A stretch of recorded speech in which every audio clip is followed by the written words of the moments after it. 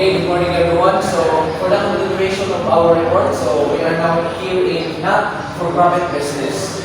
So, next, the business goal may be defined both for non-profit and for-profit organization.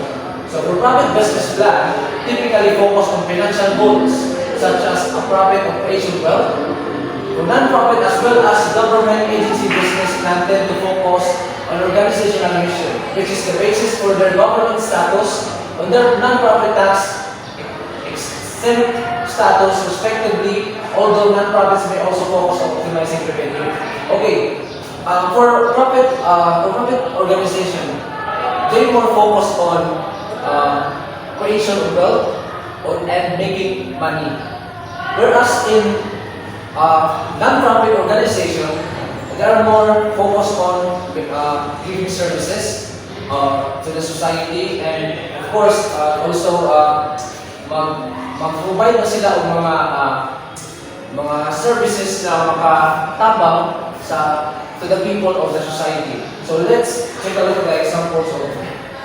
But before that, let us know first the main differences between the for non-profit and for-profit organization. So the main difference between profit and non-profit organization, for-profit organization is to maximize wealth versus non-profit organization. So, ang sa for-profit organization, na-maximize nila ang mag-create of wealth and also mag-create of money. So, they are more, ang focus nila today is maka-sell sila, then maka-gain sila of high profit. So, for non-profit organization, mag-focus lang sila sa mga services. Like say, for example, mga health issue na services. So, sila ma-achieve nila ang ilang mission or makuha nila mga services na through the help of revenue. So what are these examples of revenue? So, for example, sa bangko or sa orphanage. So, pag na yung mga donation, magamit ka sa orphanage para mag-provide sa mga bata. So that's one example of revenue. Ang mission sa orphanage is to help the children para ma-sustain ang daily needs sa mga bata. So that's it. Next, uses. Let's proceed to uses. Okay. One example of non-profit organization is education. So we all know that in education, kung nata sa public school, dito na kailangan kung mapa-enroll ka, wala na bayad. So, and then ang mga services sa mga stakeholders sa the administrator within that institution, mag-provide lang sila ng mga learnings, mag-teach lang sila sa mga students, then para sa mamit sa mga estudyante ang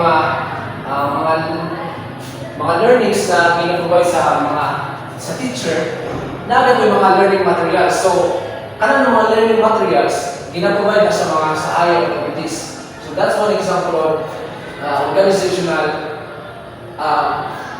non-profit organization. So business plan are used in some primary and secondary programs such as economic and sports. Okay.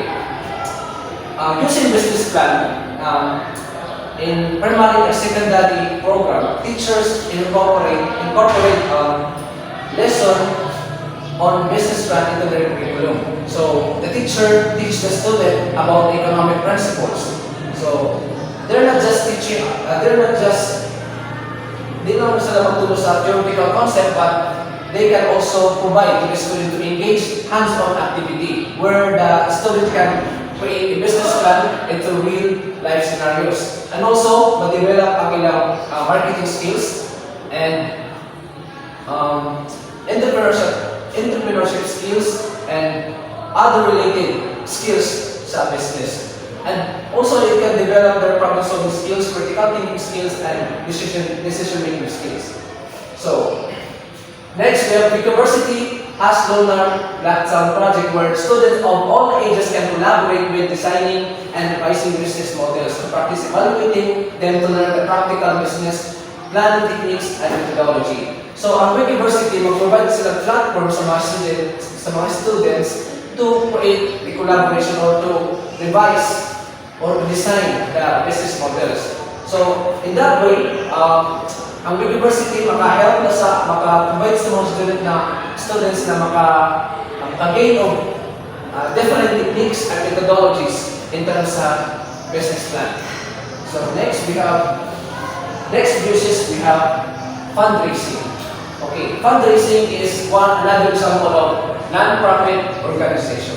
So it's the primary purpose for the many businesses since they are related to the inherent probable success failure of the company risk. So to achieve the mission of the particular business, these are the sources na kinahanglan na makatabang para ma-achieve ang particular mission sa business. So we have angel investors. So angel investors, muna sila ang mga dagko na mga business owner or mga tao na mag-provide sa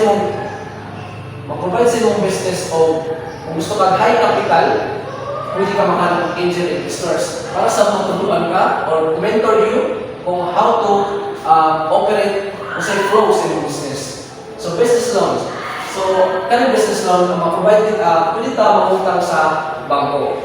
So, pwede tayo mangutang sa bangko para ma-sustain na nato ang mga other expenses sa atong business. So, it's up to you kung gusto ka mag-utang sa bangko. So, grants is provided sa mga government. So it is a process of it is a non-repayable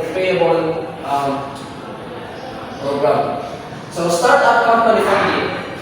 So when you start to build a business, of course you pwede ka magamit o ang itong mga savings din mo naman, ipag-ipon mo, pwede mo i-start up or i-start to build your business. So venture capital. So venture capital, when you're looking to venture a particular business, of course you need to finance the mga other expenses or mga necessary mga equipment or mga materials para makabuild ka o business. So next we have the internal use. Okay. Management by objectives, MBO, is a process of agreeing upon objectives can be developed within a business plan, within an organization so that management and employees agree to the objectives and understand what they are in the organization. So management by the MBO is a process of agreeing upon objectives and can be developed with business plan. So ang management and the employees mag-create na sila of objectives na dapat na masabtan sa tanan. Once masabtan sa tanan, lami ang flow sa business. So makuha nila ang common goals sa business. Kay ang management and then the management and the employees magkasinabot na sila. Once magkasinabot na sila, makakuha na sila common objectives, lami ang flow sa business. So in that way, maka-achieve nila ang mission and vision sila business. So next, strategic planning in organizational process of defining strategy or direction and making decisions and allocating its resources to pursue strategy, including its capital and people. So in business, in particular business, we need to have a strategic planning para sa ma-cluster ang atong objectives dapat naka-align sa atong business. So di lang ta magpakita lang to business without this strategic planning. So we need to be flexible. Dapat natin mga strategies na ginagamit or gina-apply sa atong business. So that mas ma-widen na kung muna, mas makaprovide ka ng mga better na services or kung saan mga services na ma-offer natin sa atong mga consumers. So next, we have Total Quality Management, TQM. It's a business management strategy aimed to embedding awareness of quality in all organization process. TQM has been widely used in manufacturing, education, call centers, government and services and service industries, as well as NASA Space and Science Program.